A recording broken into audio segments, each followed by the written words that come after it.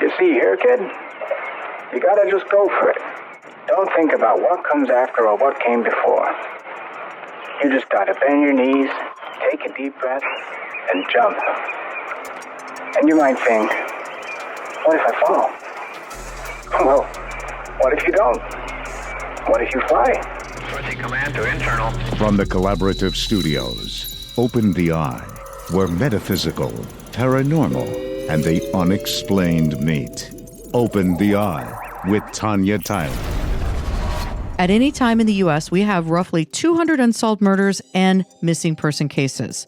When the police department gets the 911 call, seconds matter. The clock is ticking. When the detectives get the case, all evidence is important. Every second matters. So what happens when the leads start to dry up, the evidence goes away, or gets muddled?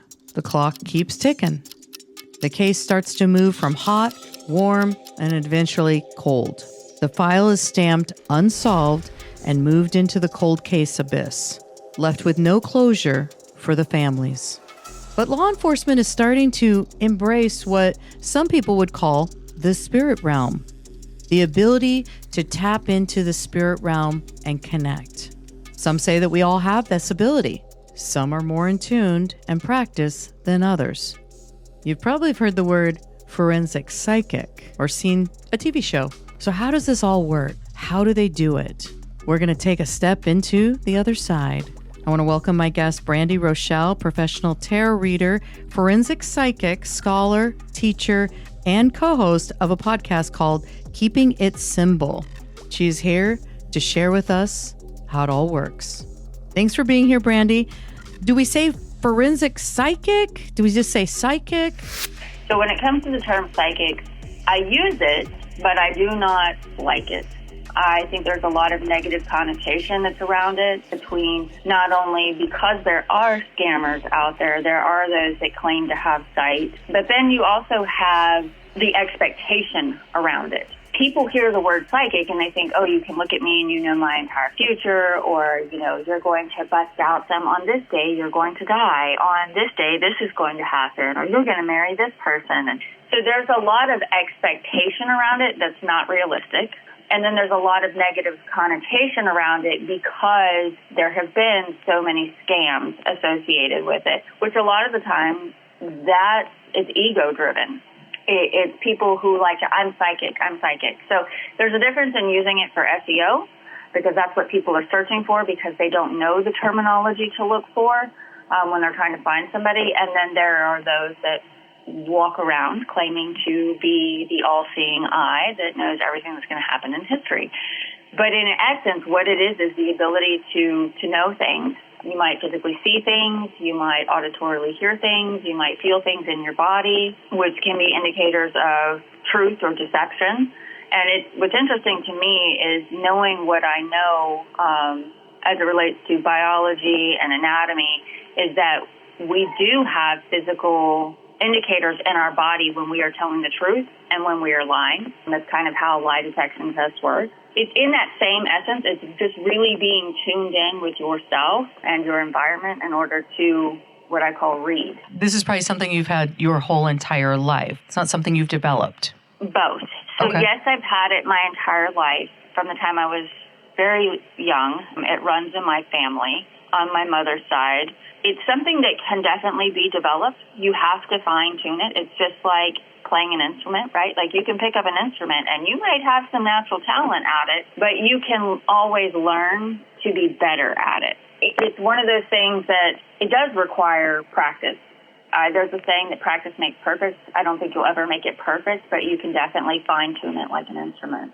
Can you talk a little bit about your childhood of some of the things that were happening so we can understand? Oh, yeah. So children are, I actually work with a lot of people, and a lot of, that includes children. I typically don't see people under the age of 16. However, if I know the person, I will, or if their child is struggling in a variety of ways, I can pick up.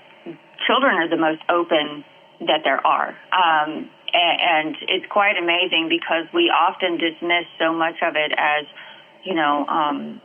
their imaginary friends, their imagination, all of those things. Well, it is their imagination, but it's their imagination that's actually tuning into something.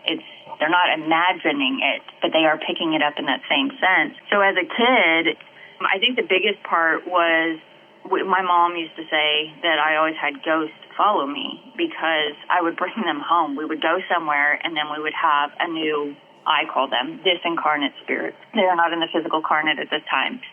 We would go somewhere, and somebody new would come home.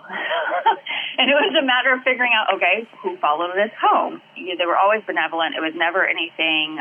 We did have one that did not like my dad, but that's because my dad would, I don't want to say antagonize, but my dad grew up Church of Christ. His dad was a pastor and did not believe in this sorts of things. And as the man in the yellow shirt started presenting himself more and more, and my dad actually saw it, at one point I remember we had these big pine trees in our backyard. I grew up in the outskirts of Houston, in Klein. Back then, it was all giant pine trees. It wasn't nearly as developed as it is now, right? It was cow pastures and stuff. We were sitting on the sofa, and I remember my dad jumped up, and he was like, "There's somebody in our backyard." And so he ran, and he told me and my mom, get back at the back of the house. And he grabbed a shotgun, and I remember he ran out. And my mom was looking out the window. She was like, "Oh, my God, like, what is this man doing?" And my mom is by no means a passive woman. Like, if somebody had tried to do something, she was more than capable of handling herself. And so he comes back in, and he's like, "There was a man in a yellow shirt." And my mother and I just started cracking up laughing because he was saying he was running behind the trees. And we had been telling him, we didn't call him the man in the yellow shirt. He was just the gentleman that would occasionally come into the house, but usually was in the backyard. It was kind of those sorts of experiences. And we never had an issue. He would do things like make candles go out or make the flames go down and then shoot back up. He did, at one point, fling a mirror off the wall at my dad because my dad was getting, I don't want to say aggressive, but definitely apprehensive is probably the right word. I wouldn't say at him, but it was into the middle of the living room floor off of the fireplace banister or whatever you call that. So yeah. He was definitely trying to show your dad, here I am. Oh, yeah. It was, I mean, my mom and I knew, and like I said, we grew up with it. I went to my uncle's house. He lived in Rusk in a house that was very old. And he actually did radio out there for his entire life. And we went up to visit, and I brought a little girl back with me. And she would play with my toys. I was probably, 8 or 9. And she would play with my toys and strew them about the house. And I would be at school, and my mom would find my toys strewn throughout the house. When you were little, you could see the spirits? Yes. Okay, so they presented to you physically, and then you could hear also being clairaudient? Correct. Yes. Okay. And so when these spirits would come to your house, like the man in the yellow, what were they wanting? It wasn't really anything. It was interesting. My mom always taught me, because she grew up in the Catholic church and Catholic school. Interesting. Well, we'll get it. It gets more interesting. But, she just always taught that there is a level of, it's not our business to know their business. Right? Like, if they're not actively seeking your assistance, like if they're not coming to you asking for assistance, then it's not really our place to know. And so I never really tried, I guess, ask or do anything. Does that make sense? Like, there was nothing to do. They just cohabitated with us. There are tons of spirits around us all the time. Oh, yeah, it's constant. It did end up going away. The older I got, or I shouldn't say it went away, it subsided significantly as I moved into my preteen and teen years, and I was concerned with other things and didn't want to be the weirdo, but I was the weirdo for other reasons. Came back significantly when I was 18 when I had my daughter, and when she was born, like a floodgate reopened, and she has it too. She pushes it off, but she has it too. Started seeing them again and hearing them. But I don't always, as a matter of fact, I don't often see them, at least not physically. So when I was younger, you would physically see them. Now it's more of, have you ever seen like something you think crossed the corner of your eye? Mm-hmm. But if you look at it, if there's nothing there, that's now how a lot of the times I will see them. Sometimes they will physically present, but not nearly like they did. And if they do physically present in full form for me, those are the ones that are asking for help. Okay. You're hearing or you're feeling now? All of it. There's 4 clairs. Let's talk about that. The 4 clairs that we have out there so people understand. You've got your clairaudient, which is clear hearing. Yes. You got clairvoyant, which is seeing. Yes. Clairsentient? Yes. So that's the sense, the knowing. So there's more than that. Some people can smell. Some people can taste. You can have hearing. You can have just a knowing, like a sense of I know the answer to that. And some of it, there is a difference between a sense of knowing and a sense of physically feeling, if that makes sense. Yeah, what is that difference? When it comes to knowing, like there's some things that somebody will say or do, and I'll automatically know that's a yes or that's a no. I don't physically feel it in my body, I just know it. Whereas like feeling, one of the strongest things that ever happened was my father passed in 2022. And I was actually at a conference in Dallas. I was teaching tarot for criminal investigation. It was the evening before he passed. I was drained. I literally kept telling people it feels like the life is being sucked out of me. Now he was in ICU. He was expected to make a full recovery. He should not have passed, is what I will say. I just kept telling people, like, I am so drained. I went and laid down at like 3 o'clock and I could not finish classes. I literally felt like the life was being sucked out of me. I had never felt that before. And I thought to myself, well, this is the first conference that you're attending. It was the International Divination event, TIDE, that is around this many people of this caliber, this magnitude. And that's probably what's draining you. I ended up going to bed at like 8 o'clock. I woke up at 1:13, and I shot straight up, and I knew something was off. I felt like it felt like somebody had a large weighted blanket on me and then had just yanked it off in an instant. Now I woke up at 6 a.m., and I immediately called the hospital to check on my dad because this is where the feeling came in and then the knowing. As soon as I woke up, I knew something was different. I knew. I didn't feel it. I knew. I felt the weighted blanket feeling come off at me at 1:13 in the morning. I felt physically like the life force was being sucked out of me the day before. And that's when I found out he had passed at approximately 1:15 in the morning. So, that's the difference between feeling and knowing. Okay, that makes sense. We are talking to Brandy Rachelle. She is a professional tarot card reader, forensic psychic, a scholar, a teacher, a co-host of a podcast called Keeping It Simple. So the floodgates open when you have your daughter. Yeah. Talk a little bit about some of the things that were happening and where do you go from there? I remember being pregnant with her at 18, and most 18-year-olds do not have complicated pregnancies, and I didn't.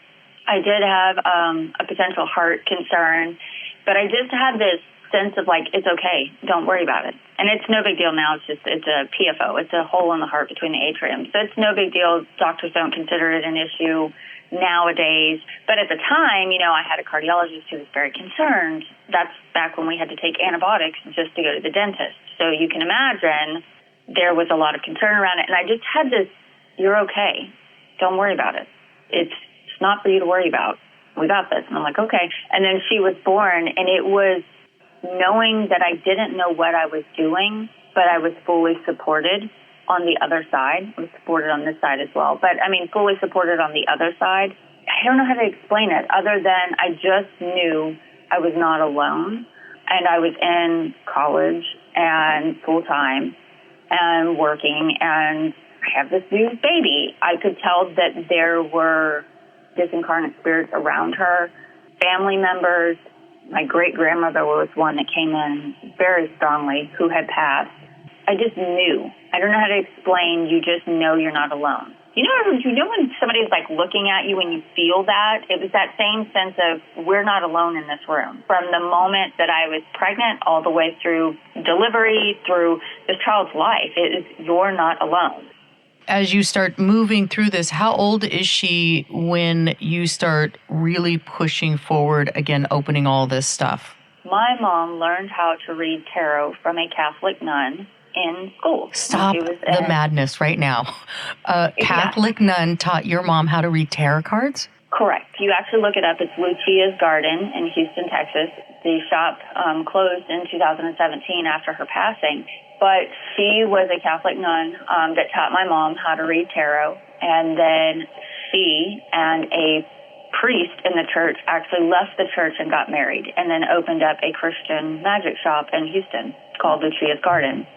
So my mom has pictures of me playing with her cards, her tarot cards, in the 80s as a kid. But my mom didn't read really for other people. She read predominantly for self-reflection, and my mom is very, very much about Bible study and understanding Scripture. And I think a lot of people don't realize that tarot is very religious. It has that background connotation with the traditional Rider-Waite-Smith that most people use today. They don't realize that it is Old and New Testament.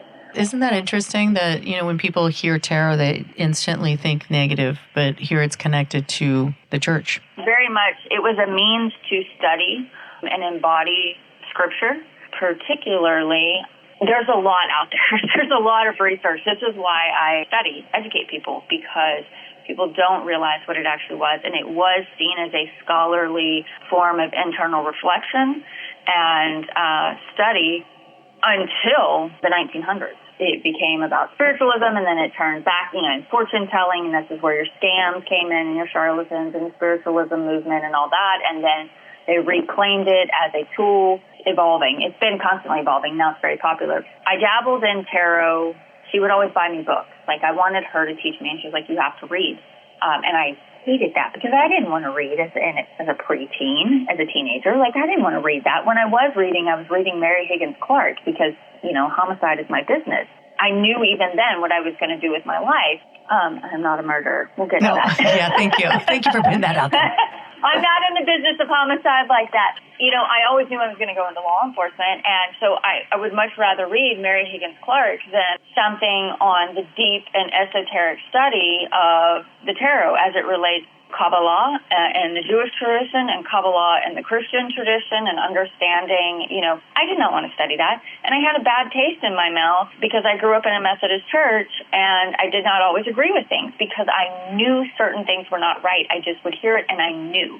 Tarot was very fluid for me then. It wasn't something that I was deep into study because my mom wouldn't teach me and I refused to read other than like keywords and general ideas and understanding some of the symbolism because I've always loved symbolism. But when my daughter was born, I put her first and then my education because I knew my education was what was going to prevent me from being a teen mother statistic. And that's not something that's common. And I did not want to be a statistic. So it was my daughter and my education, which meant I did not have time for friends. So my friends became tarot books.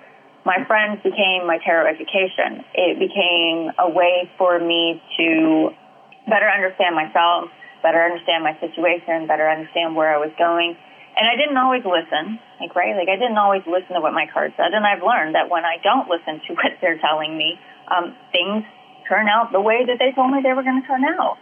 That started opening up more. And she had a quote-unquote imaginary friend named Shapes who showed up, she was about a year old. My daughter could talk and walk and do all those things very young. Walking by 9 months, full-fledged sentences by a year. Oh, my gosh. She's ready to come into this world and take over. Yes. It was absolutely, the pediatrician was like, this is uncanny. I mean, this is not something that we see. She would always talk about shapes, and she called her Shape because she would change shapes. Shapes would play with her, and what are you doing? I'm having a tea party with Shapes. What does Shapes look like today? And she would explain what Shapes would look like today. And that's when I knew. Then I would pay attention to her cues. And it was like this little beacon of light walking around. And so at that point, it really became about me maintaining strong boundaries to protect her from anything that maybe didn't have the best intention. Does that make sense? What a good mom, though. What a really good mom. Were you able to see shapes? I never was able to see shapes. So, and spirits can mask themselves a little bit. Is that correct? Correct. So let's talk a little bit about the tarot card reading. We're talking to Brandy Rachelle right now, professional tarot card reader, forensic psychic, a scholar teacher, a co-host of the podcast Keeping It Simple.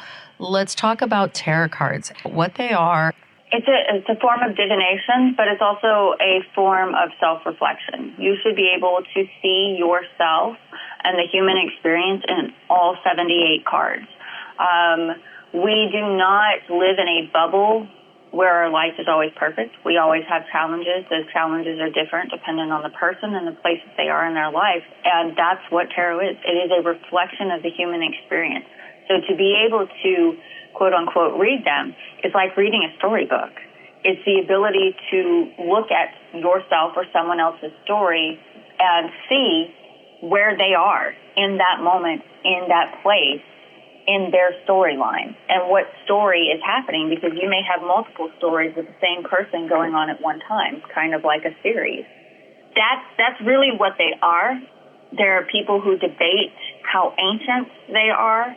The generally accepted is that they are from the 1400s, coming out of France and Italy. There are cards that date back that we know of to the 1200s that are out of India. The strong point is, a lot of people believe that they are from ancient Egypt, Babylonia, Sumeria, the Library of Alexandria, and perhaps the knowledge is, and perhaps they had a form of divination cards. We just don't have anything that validates that. What we have as a valid form is from the 1200s in India, and then which were slightly different than our most modern day, what we consider to be tarot or divination cards coming out of Italy and France in the 1400s. When you are reading for someone and you say this and this can happen and this can happen, it's all free will though. All this stuff can change a little bit. Is that correct? Yes. Most people, when they go to a reader, the reader will ask them, what do you want to know? And then they will read about it, right? They will throw some cards and say, okay, this is what you wanted to know about. This is what I'm seeing. I do cold reads. I don't even need somebody's name. I actually prefer not to have your name. I have clients all over the world that I see via Zoom. I have a lot in Thailand, which is very odd to me, a lot in Pakistan, which is very odd to me, and then Scotland, Ireland, all over the place. I've got a couple of new clients out of Germany. I'm very popular in Hawaii. So I meet with these people via Zoom. I prefer not to see you because you can give me clues based off of your facial expressions. When I say something, you elicit a response. And so I prefer not to see people's faces. The less I know, the better. It's the same thing. When you sit down at my table, I just read. I pull out the cards and I start reading. And then if you still have questions, then we will answer those questions. But most times people just look at me and they're like, how did you know that? And I said, that's what happens when there's not bias. There is always free will. At one point in my life, I was very triggered by the term God. And I'm not now. The more that I have worked with the other side, the more that I have studied and practiced what it is that I, quote unquote, preach, or I should say teach. I am a strong believer. Never follow a teacher. Follow the teaching and never give in to what is set in stone. Tarot is fluid, which means you have free will. That is your God-given right. You can say spirit, God, Allah, Shiva, universe, whatever term you prefer. That is what was given to you. So nothing's set in stone. It's all fluid. Whenever we read the cards, I can say, based off of where you are now, based off of these actions, this is where it is showing you're going to go. The choice is up to you. You can walk away from my table and go, I'm not doing that. I've done that to myself. I've read my own cards and not heeded the advice was in it. And I got exactly what was said was going to happen, unfortunately. Going back to what you said, reading the facial expressions, because that's a huge one for me. When I sit down at the table, when somebody's doing my cards, I'm like stone face because I know that they can read me. As we move through this journey in this world and where we're going, even in the next 5 years, there's going to be a lot of people that pop up that say, here's where I am, here's what I can do for you, but they're just reading your facial expressions. I believe that. A lot of fakes. Yeah, there absolutely. So we are taught to read body language and facial expressions. That's what you're taught as a child. You know that when somebody is frowning, they're not happy. When somebody is smiling, you have elicited some sort of endorphin. So to be able to cut that off, I tell people when I read, I will ask, Does that make sense to you at certain points? And those are the ones that are stone-faced. And that's the reason I'm doing that is because if what I'm saying does not resonate as somebody who reads tarot, each card has so many different meanings. And then these combinations mean different things. And then I'm interpreting what I'm getting from my cards and then what I'm getting from my guides at the same time. And what my guides are telling me may not necessarily be what my cards are telling me. And so I've learned to read both stories at the same time. And so when you have people who are sitting there stone-faced, I tell people, come to the table open. If you are not open... You're like, Tanya, don't be stone-faced. Yeah, I mean, I don't mind stone-faced so much, right? Like I said, not closed. I don't even need to see you. But there's a difference between I need to be cognizant of the way in which I'm presenting myself, that I don't give off indicators. Yes, that's accurate, or no, or wow, you just struck a chord with me. Then those that come to the table that are like, I don't believe in this, I don't want to be here, there's nothing you can know. Because I will tell you, made grown men cry who have sat down at my table who thought that they were going to challenge me in some way. Yes. I am not here to play games. I am here. You came to me. When I read for somebody, I am reading for what your spirit team, your guides, your guardian angels, God, Spirit, all universe, all Shiva, whatever term you use, wants you to know at this present moment in time what they find most pressing in your life, that if you could hear them directly, they want you to know. So when you come to my table playing games, I don't have time for that. Don't even come to me. I was told years ago when we go to a reader, I always ask my guides to ask your guides for the best co-creation. When I do a reading, before each reading, some people call it meditation, I call it prayer. Like I said, my perception of things have really changed. I use the term spirit and God universally. That wasn't always the case. God used to trigger me because, again, coming out of the church, I had different ideas. I always say a prayer at the beginning, and it is very much about me getting out of my bias, any preconceived notions that I might have. May I give what is only for the highest and best, and then I invite their spirit guides and their team in and say, hey, like, this has got to be a packed deal here. There is actually an angel that oversees the tarot. Not everybody knows that. Oh, I didn't know that at all. Yeah, it's Heru, and I can always give book recommendations for those that really want to study the esoteric side of tarot and the teachings that have been handed down through different quote-unquote secret societies. Those are where I start. That's how you read. That's how I read. Not everybody reads that way, but that's how I operate, because I say I am not a psychic, I am not a clairvoyant, I am not clairaudient, claircognizant, any of those things. I am a human being who is a vessel for spirit and a conduit of light. I ask to be. That's all I want to be. If it becomes about money or about ego or about look what I can do this, you're in it for the wrong reason.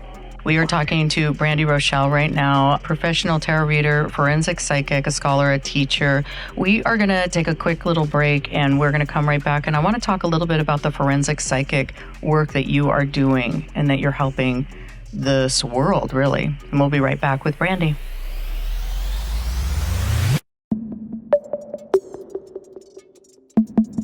We are talking right now to Brandy Rachelle. She is a professional tarot card reader, forensic psychic, a scholar teacher, a co-host of a podcast called Keeping It Simple. We are talking right now about forensic psychic. The law enforcement has a lot of unsolved cases. Brandy, let's talk a little bit about how this all works, how you got involved. So you'll hear forensic psychic interchanged with psychic detective. Psychic detective is what's really used heavily in Europe. I work in law enforcement, somewhat different for me. People do not, although I will say that those that I have worked with in law enforcement for as long as I have are the most psychic people I know. They know how to follow their intuition, and so a good portion of them, they know how to fine-tune that. Forensic psychics is really just applying what it is that we do as far as intuition, knowing, seeing, hearing. It's not just criminal proceedings, right? Because there is a difference. But it's looking at a case or parts of a case and giving any insight that you may have. How long have you been doing this? My first case that I was requested assistance on was 2006. How did this all happen? I had a law enforcement professor at the time. I was in college, I don't know, probably 20 years in the force. And so he was adjunct teaching. He was still in law enforcement, but also teaching. He said something, and I don't remember, I said something back to him, and his eyes just looked at me. And it was one of those, like, if I remember correctly, I said the suspect's name. And it was in the middle of class, and so he ended up talking to me afterwards, and he was like, how did you know that? I didn't cover any of those things. It was actually a missing persons case. They had a suspect in mind, or a person of interest. I don't know if he had been fully elevated to suspect yet, but a person of interest, and he was discussing it in class as basically a case study of ongoing investigation, and I just said the guy's name, I think it was, or I think it was his last name. I don't even remember. And so we got into a conversation afterwards, started giving him everything I was getting. They ended up doing a recovery on the body. I was able to help locate the body. You helped by some of the things that you saw or felt find the body? Yes. Okay. And real quick, just to back up, you were in college. What were you studying in college? So I have an undergrad degree in criminology, another one in psychology, and then my graduate degree is in security studies, which is now recoined Homeland Security. So you're designed for this, not just educationally wise. Talk a little bit about some of the cases, or how does this work? So do you hear things? Do you see things? Do you touch things?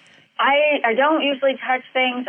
So first and foremost, I don't work with victims or families of victims, whether it's a homicide, a missing persons case, anything like that. I do not work with families. And there are a lot of people who have a problem with that. They think that I should. And I always say, if you want me to assist on your case, you can reach out to law enforcement and have law enforcement contact me. And that is usually what ends up happening. Or law enforcement will just reach out to me. Even in the gap where I wasn't in law enforcement for 5 years, I've worked in numerous cases because they reach out to me. I have a policy. I do not reach out to them, strictly because I have known too much in the past and ended up on watch list. That's very real. So I don't reach out.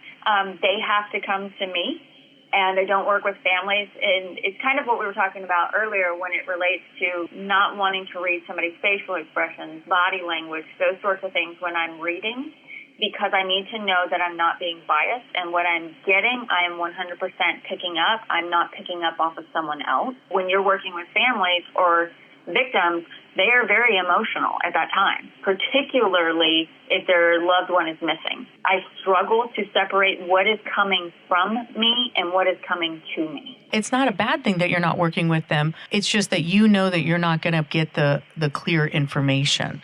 Yes, because then I have to separate my emotions from it, and I can't discern because I will physically feel things in my body. Like recently, I worked a case involving a child that went missing. It was an abduction case, and I was called in the middle of the night and asked, what do you have? And I said, the child is deceased. She was strangled, and this is where you need to go.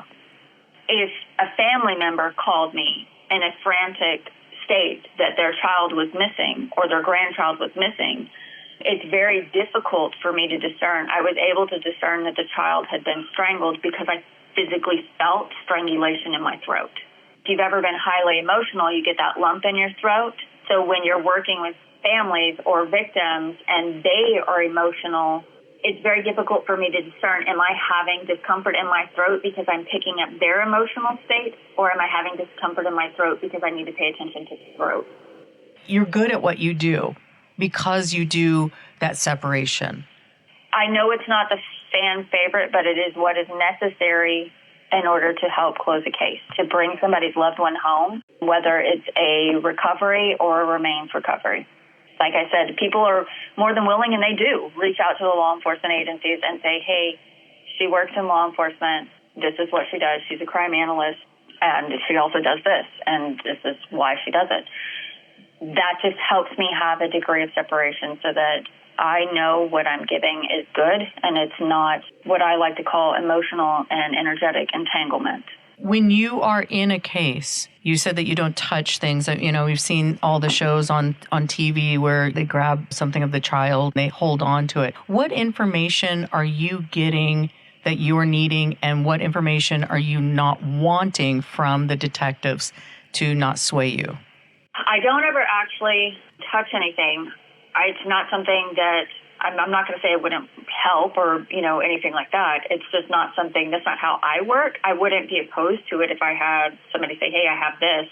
I know a lot of us that do this type of work, they do work that way. That is how they do it. For me, whenever I get called, I just ask, give me basics. Missing child, missing female, here's what I have, abduction, here's what I have. Just give me the basics.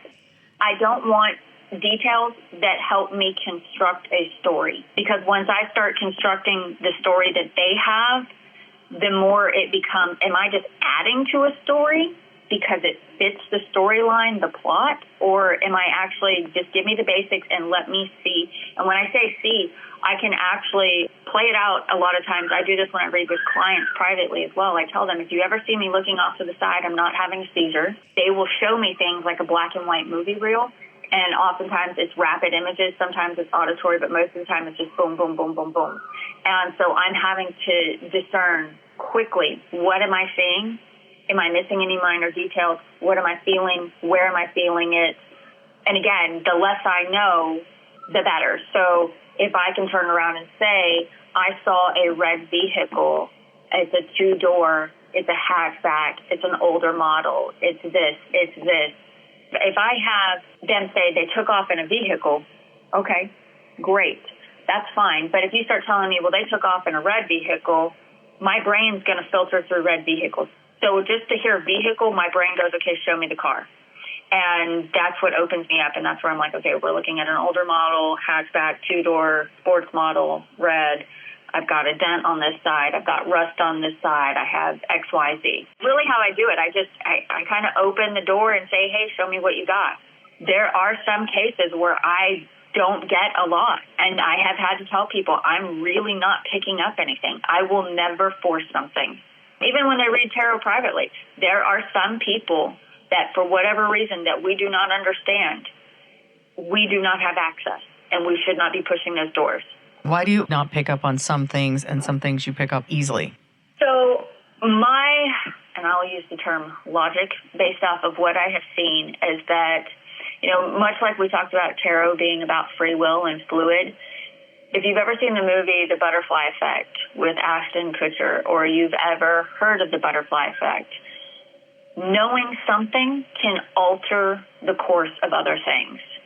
And so for me, I have been told before, we're not answering that.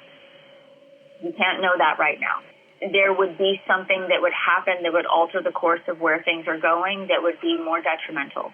Okay. We often work in teams. I didn't always do that, but I did start about 2019, somewhere in there. I had a few that I tag teamed with that work in law enforcement. A friend of mine that I met in law enforcement, she's been doing this since, the 80s. Her and her mother worked the Green River Killer case.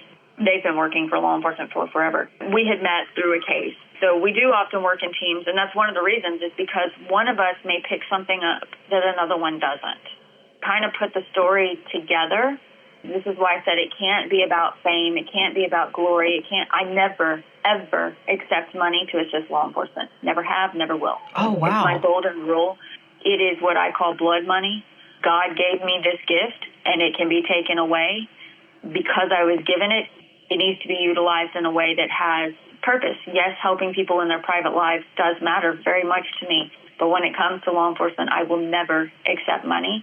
When we work in circles, we only have one point of contact that works with law enforcement, and we always operate by non-disclosure agreements, both for our protection and for the law enforcement agency's case integrity. It goes back to, it just cannot be about fame. It cannot be about notoriety, money.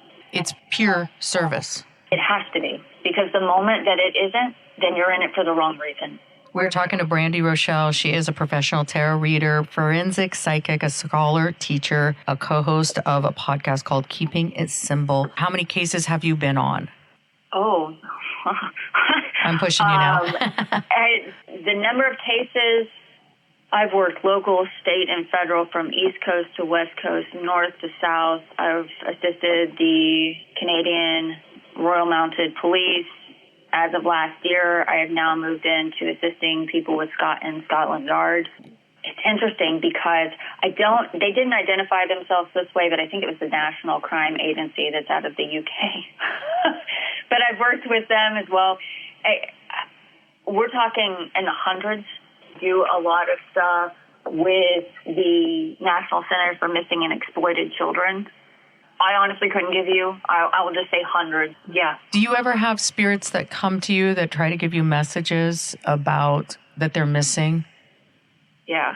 You know, that the law enforcement haven't connected to you about? Yeah. I just had this conversation, actually. There is one case involving a child that came to me in 2020 and was standing in the middle of the road. And I didn't know about this child. I had no indication. She actually was missing, was murdered. I think I was like 8 or 9 years old. So this is an old cold case.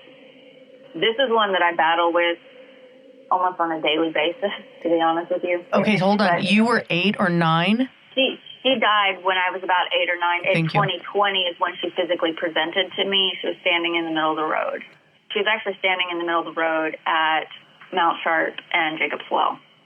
It took my breath away. Like I said, they don't often physically form, and when they do, I know I need help. And that's exactly what she's wanting to do, is to close her case. I am very cognizant of who the suspect is.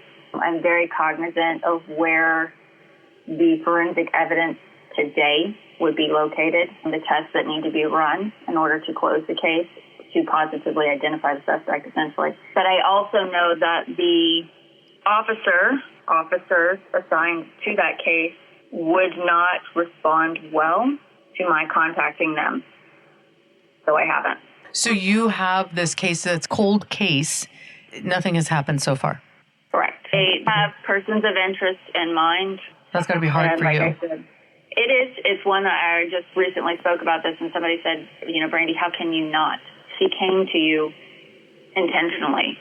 And I said, I know, but I also know what happens when you reach out to law enforcement, regardless of my background in law enforcement, regardless of my reputation. That doesn't matter. I've seen it go south very quickly. And so that's one that I do struggle with, because I know that this essentially kid came to me intentionally, and I'm not doing what she's asking me to do, which is very hard. That's got to be hard. Is there any other cases that you could just give us a little insight on that have been instrumental in your growth? Oh, there's been a lot of them.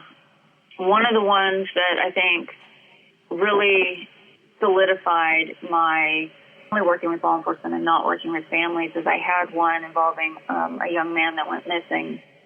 It was a boating accident up north. Somebody who had knew me from the tarot community off of Instagram, because, we all went onto social media when the pandemic happened, reached out to me and said, hey, this is a friend of mine's child. Would you assist? And despite knowing my policy of why I don't work with parents or family members, they were trying to do a recovery, and they were looking for direction on the river. And it's not a Texas type river. It's a very rapid moving, dangerous, lots of canals, all kinds of things. And I got FaceTimed to assist, and I thought I was speaking with the person who had asked for my assistance, right? Even though they weren't law enforcement, I could understand law enforcement actually wasn't really concerned at that point. They basically said the body will show up when the body shows up, if it shows up. The mother was in the boat, and I couldn't see her, and I felt like my insides were being crushed. And so that one really put me in a place of just reminding me, because I started softening up and saying, okay, well, I was out of law enforcement at the time. I was still assisting cases regularly, but I wasn't formally employed. And I thought, well, maybe you should start opening up your doors to working directly with families. And then that case happened. And I was of no help. I mean, I couldn't be of any help at that point, because I use my body physically as a compass, and it can tell me north, south, east, west, up, down. Like, I will physically get sensations which help me navigate. And I was just so emotionally overwhelmed. And that took me like a week to just physically recover, because this mom, her world was crushed. And she's out on the river in this boat looking for her child's remains. That was one that really was like, no, you've got to stick with working with law enforcement agencies. You cannot work with families, and this is why it was an indicator of I don't want to say useless, but I essentially was useless. Useless because I could not separate this woman's physical state of emotional being from my own to do the job that I needed to do. That was a hard one. Did they recover the body? Their remains were recovered actually about a year later, which I did tell her.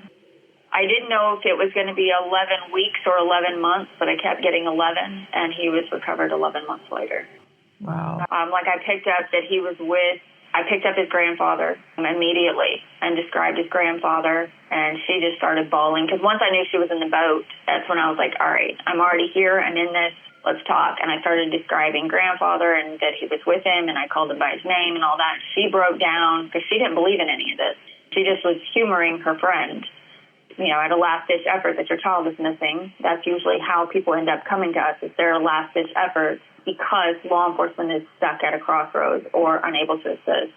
I know that it gave her some comfort, me physically describing, and I called him by the nickname his grandfather had given him, and she was like, oh my God, there's nobody could have known that. And it was a lot. So even though it took 11 months to recover his remains, she at least knew where he was, who he was with.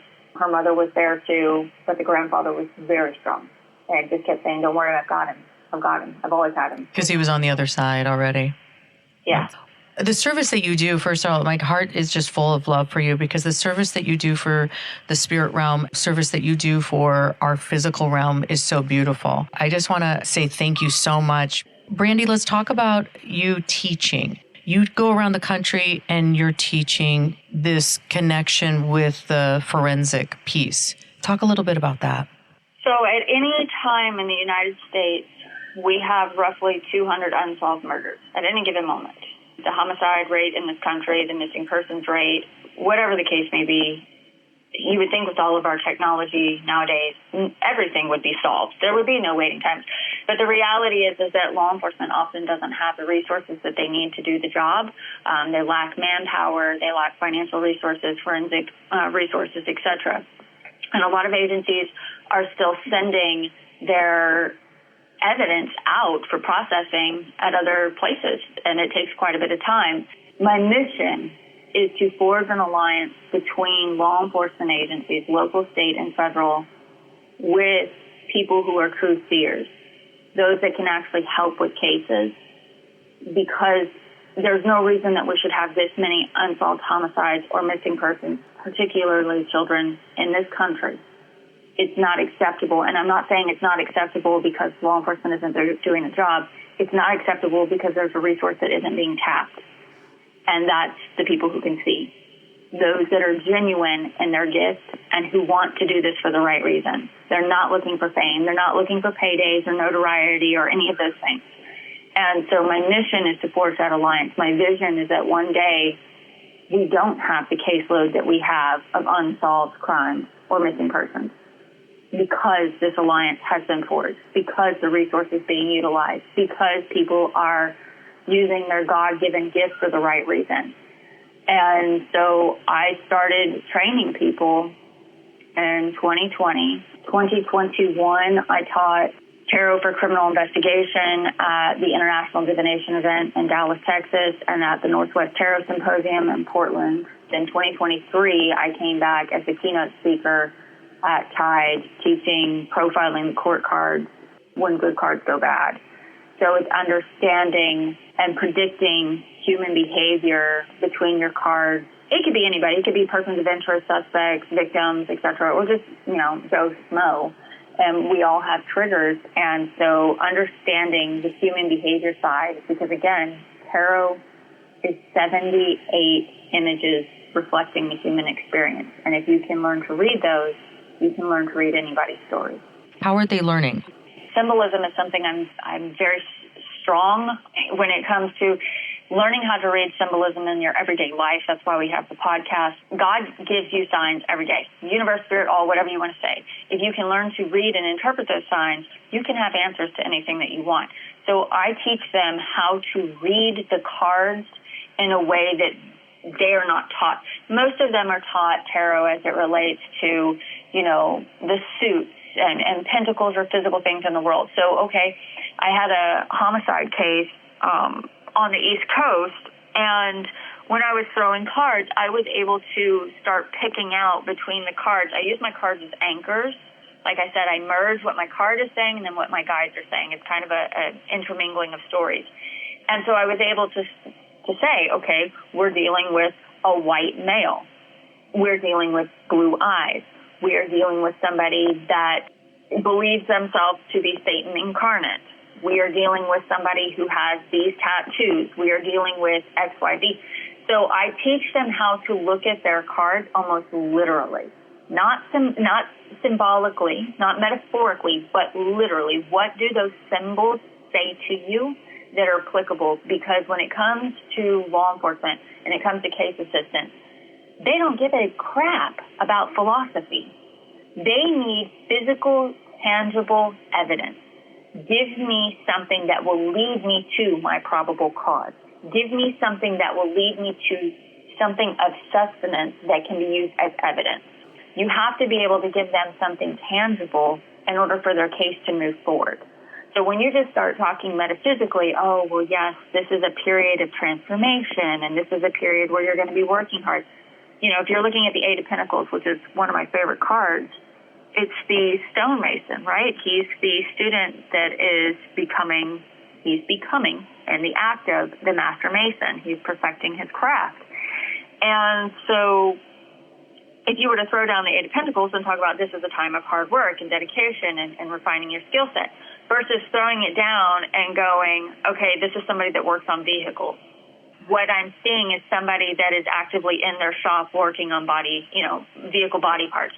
And so it's one of those where you have to figure out the Eight of Pentacles. This could be a tattoo artist. This could be somebody that, it's taking those philosophical ideas in those cards and making them hard, drilled down. This is who you're looking for. This is what they do. So when you're doing these cases, you're using your tarot cards all the time? Yes. Okay. And then you're going through and you're teaching all throughout the country people that are working with, seers that are working with law enforcement. You're teaching them how to accurately read these tarot cards in order to solve these cases, correct? Correct. And in a way in which law enforcement can actually use the information. So it's not just, oh, this is somebody hardworking and dedicated to their craft. No, you're looking at somebody that's working in a chop shop. You're looking at somebody who's a tattoo artist, whatever it is that comes to you. And the Eight of Pentacles can come up as different crafts when I throw it down. I mean, I've literally seen it as somebody that works in an auto body shop. I've seen it as somebody that's a tattoo artist. I've actually seen a chef at one point. And so it's one of those that you've got to train people. And most of the people who I train now are wanting to learn. And at some point I am going to start a program. I have it laid out. I just need to do it. And I need to do it virtually because I have people interested all over the place, including outside the United States, to really help them hone their skill set because it's looking at it in a different way. And that's the only way we're going to be able to assist. You have to get out of your logical brain. You have to get into your creative, imaginative, storytelling brain, but also not so philosophical that it's not something tangible that they can use to identify a person of interest or locate a missing person, recovery of remains, recovery of persons, etc. I want to go back to real quick when you're laying down the Eight of Pentacles. We're using that because you used it earlier, and you're saying, hey, maybe a chop shop or this kind of stuff, because the philosophical part that you said was, somebody that's, mastering their craft. How are you getting to a chop shop or tattoo artist? Where does that come in? I can lay the card and I can see something in my mind's eye which will tell me, or sometimes I'll hear which tells me.